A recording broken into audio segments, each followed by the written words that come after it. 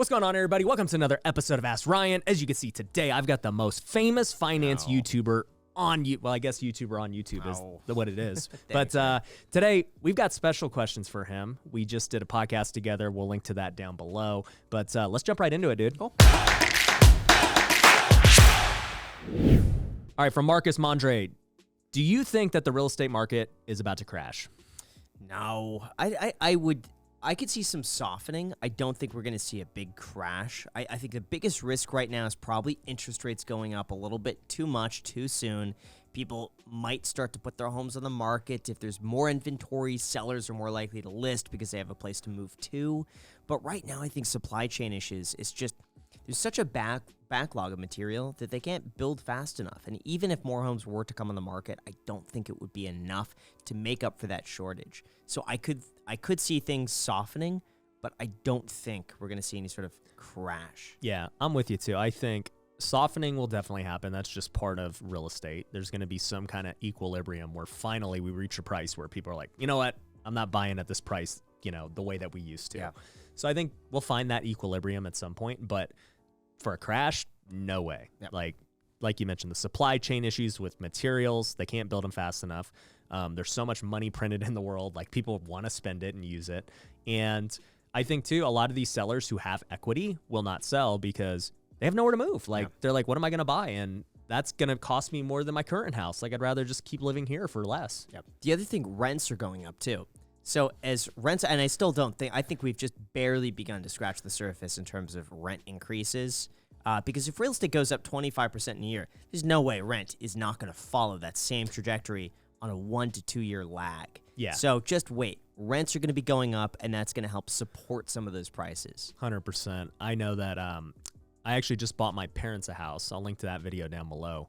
But their house that I put them in 2 years ago, it would have rented for like $2,000. Today, it's like $3,000 just 2 years later. And it's crazy. Yep. So, cool. Lucas wants to know, do you plan to buy more real estate? What's the deal? Possibly. This really, over the last 2 years, I've been against it. I've just felt like I have not had the time. And I was investing heavily in stocks, and I loved it. Now I would consider getting back into real estate just in a more passive approach, whether that be through a fund or whether that be, buying a property that could be managed by somebody else. I really want to be hands-off. Yeah. So if I could buy real estate hands-off, I think it's a great way to get some good tax write-offs and gain some more leverage. If I don't, it's just stock market. Yeah, I'm with you. Well, I think the big key with real estate, and especially you, is getting that tax write-off, right? Yeah. The stock market doesn't give us any tax advantages. And so, we talked off camera about Pineda Capital and other things. So hopefully, we'll be announcing something soon. But I'm with you, dude. Go on. You're too, focused on YouTube. It's hard to find good deals unless you're fully. I have a whole team that is devoted to finding deals. Doing it by yourself, and it's tough. And it's tough too because even if I look at the best cash flow I could ever get from a property right now that I could afford, if I do one sponsorship a month on the main channel, that's way easier. It's not only easier, but it makes more. So when I look at the value of the time, it's worth it. Just continue doing that. But there is something about the leverage that I do miss. Yeah, no, 100%. So Issy wants to know, when is he dyeing his hair for the thumbs up algorithm? Me and Kevin did it. When are you doing it? Yeah, I'm not going to dye my hair. Come on, dude. No, okay, if you were going to dye it, what color? Oh, man. You know what? I think... What did Kevin do? Green and red. Yep. Maybe I do blue. Well, you did blue. I did blue and red, and now I'm a little blonde. Yeah, I don't know. Blue probably, but blue. I have no desire. I thought you would say green for money. No, Kevin. I'm worried it would look too much like the Grinch. Yeah, Kevin looks a little goofy with his. Right. How did you build the connections you have today? A lot of it happened organically, and I really did my best to put myself in situations where I'd be likely to meet those people because I knew nobody. Gosh, just imagine like a 18-year-old high school kid. That was my connection. Just like, you're in high school, you don't know anybody really other than like your friends. Right. So it all started honestly from going to open houses. Like I just showed up at open houses right out of high school and would talk to the agents and just ask them advice, and I did that for 2-3 months. Met one agent who we talked for a few hours. He gave me a chance to come work with him. Whatever business I'd bring in, we'd split 50-50. I did all of his assistant work for free. Whatever he needed me to do, I would do it. I just wanted to learn. Was this Oppenheim? No. Okay. No, this was Coldwell Banker. Okay. Yeah. But through that, I ended up just posting leases on Craigslist. Met a whole bunch of some of my best clients were just leases from Craigslist. So I'd meet them, show them a rental. Eventually, they might buy a place. Some of those are great connections. But and then through Coldwell Banker, I met Jason Oppenheim, who started I think a year after I did, and his office was right next to mine. And so we just we were work colleagues. So he'd ask me questions about leases, and because he didn't do that many leases, I did all the leases.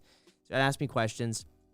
And from there, when he started the Oppenheim Group, 2015, he gave me an offer that was better than what I was getting at Coldwell. And I thought, this is my time. If I'm going to take a risk and leave, now it's time to do it.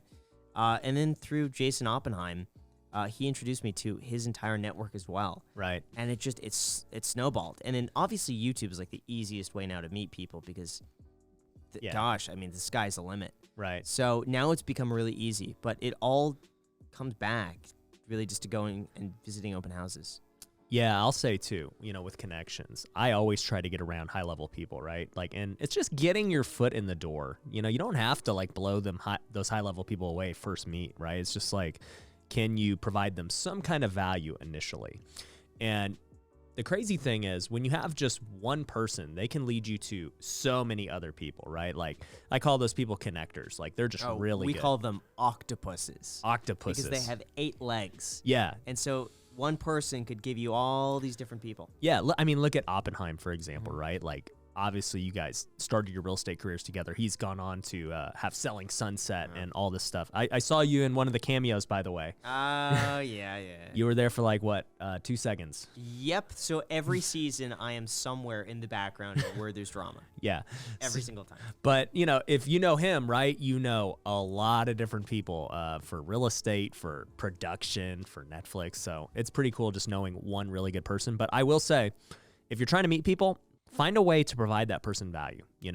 The way we first met was you were looking at moving to Vegas, and I just helped you find a house in Vegas, and that's how we became friends. But how did we know each other before that? You actually saw one of my TikToks, I think, and you did a TikTok. Really? I think you did a YouTube video reacting to TikToks. That was it. Yep. Wait, no. Yes. That was it. Yeah. No way. Yep. It was a TikTok. It was a TikTok. Gosh, yeah, where you bought a house right outside a gated community, these houses are $2 million, and my house is $800,000. Right. And there's 20 feet apart from us. Yep.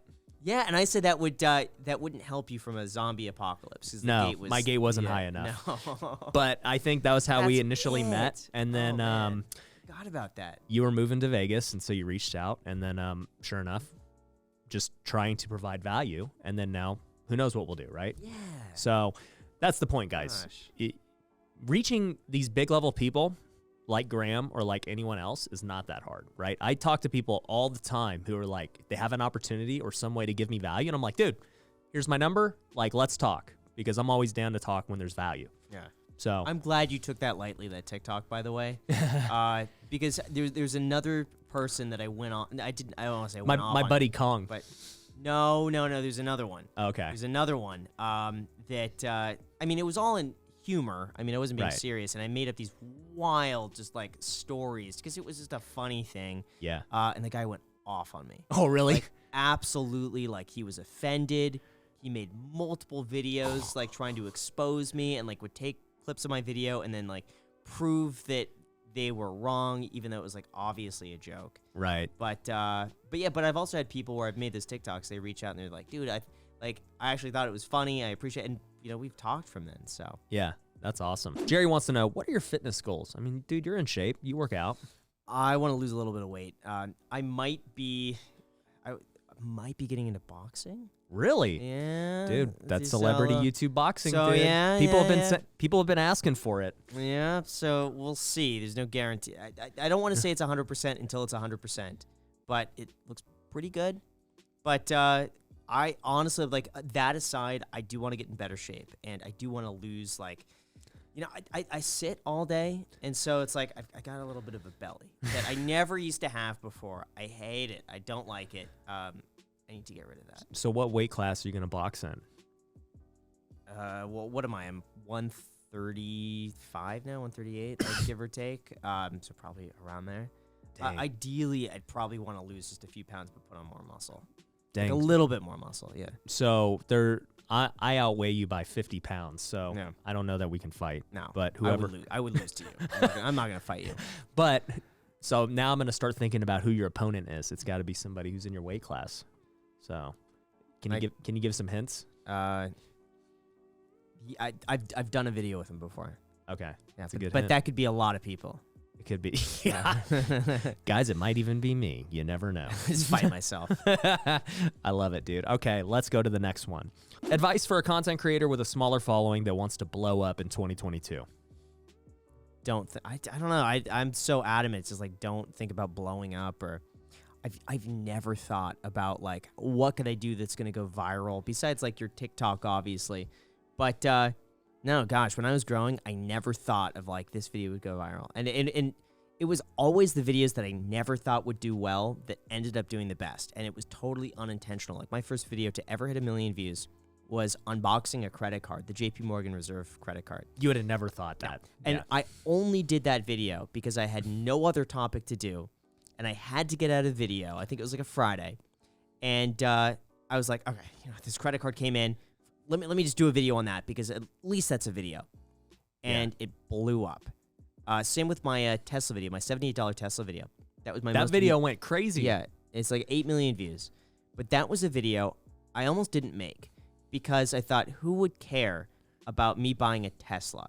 But you made it in such a way that was so unique. Like, dude, this Tesla cost me $78. Right. People are like, what? Yeah, but that was unintentional. I thought that video was going to bomb. And I almost didn't post it because I felt it's so... Oh, the only reason I added the $78 part was because I created the whole video and I realized my audience is not going to care about this. Like, how could I turn this into a personal finance-based video besides just a Tesla review? Right. And so I did the $78 thing. And that was last minute. Yeah, I was actually thinking about that. I just bought my wife a Cadillac Escalade. Mm-hmm. And I'm like, okay, I've done reviews on my cars before, but like, I'd never do it the way that you did that $78 one. So I'm thinking, how can I make this more exciting than a traditional car review? Yeah. So I'm with you. Yeah, but it's also got to be the car that is YouTube friendly. And I have to say, on YouTube, Tesla. It's like Tesla performs better than Lamborghinis, Ferraris, exotics. Yeah. Tesla, there's such a strong community around Tesla that people will watch the videos, like a tech review, that you just don't get with a Lamborghini. Right. I'm with you. So, in the next 5 years, what's going to be the longest vacation you have? probably a week, maybe 2 weeks. I remember you telling me you hadn't gone on vacation in like years. 5 years maybe. And then you recently just went to Hawaii. Yeah. How long was the trip? With it? 5 days, I think. I enjoyed it, but I also enjoy working. It's tough for me because it's hard not to be productive for me. And I enjoy, like, I had so much fun, like scuba diving and stuff like that. But then there were points in the morning where I was like, oh, I just want to, get to work. I think I'm naturally just wired. I want to keep busy, and I want to push myself. And were you able to relax while you were in Hawaii? Yes, but I don't think I was. There wasn't a bit of me that was probably 10% work mode, right? At the very least. So, I mean, I enjoyed it, but you had to force yourself to chill out, though. It's tough. Like, yeah. but that's like on a weekend too. Like on a Saturday, I can't like turn my brain off. Right. It doesn't turn off. Right. So I'm with you, dude. Yeah. All right, dude. What year did you start making over 150,000? That was 2011. 11. Yeah, I would say second year in real estate, second to third year in real estate, give or take, maybe fourth. Because I remember when I started, that might have been around like 120, second, third year, like around 120, maybe is that third year, give or take. So second year you made six figures, though. Yes. That's crazy, dude. And this was in 2010? 2010, 9 or 10. And you were how old? 20 to 21. made over 6 figures. Yeah. In 2010, by the way, that was when I became a realtor. We know it was freaking hard, dude. Yeah. The recession hit. People didn't have money. You know, it was a tough time to be a realtor. Yeah. It's because it's tough to pinpoint now because that was 12 years ago. But I just now I was 19, sold a house for $3,550,000 or $3,650,000. And after all the splits and everything, I think that was like a $50,000 commission. After because I split it with the brokerage and with everyone else. But yeah, That's crazy. Yeah, for me, I tell this story a lot. The first time I made 6 figures, not even 150, was just 5 years ago, back in 2016. That's crazy, man. I know. I was just being a broke baseball player, just flipping couches and like wheeling and dealing. And eventually, house flipping took off. And so, my point is to everybody watching this, your life can change really quick in just 5 years. Your life is you got on YouTube 5 years ago. Your income has exponentially grown since then. Same word for me. The last 5 years have been crazy. So definitely encouragement to everyone watching, man. Yeah, it does seem like there's a period of like a 5-year delay in terms of what you do. Like what you start now, you're not really going to see the benefits of that until like 5 years later. And I know for me, really in real estate as an agent, 5 years was the point where I really started to see that snowball effect take place. Like even though sure, $100,000 is great, but 5 years later, gosh, it was so much higher than that. Same with YouTube from beginning to end. That was 5 years. Same with my investing as investing in real estate. It took 5 years from the point where I started buying my first properties to the 5 years in, really seeing that snowball. So whatever you do now, just you got to think of it like you're not going to see what you do today until 5 years from now. That's good wisdom, dude. Well, guys, we did a podcast together on my second channel, The Ryan Pineda Show. We talk about what Graham would be if he wasn't a YouTuber. So make sure you guys go check out the podcast. Make sure what should they do? Hit the like button, subscribe, hit the notification bell, and add you on Twitter. Yeah, that's right. We talk about that on the podcast. I need to go over 1,000 followers on Twitter. So make sure you go add me at The Ryan Pineda Show. So we'll catch you on the next one, guys. Peace. See ya.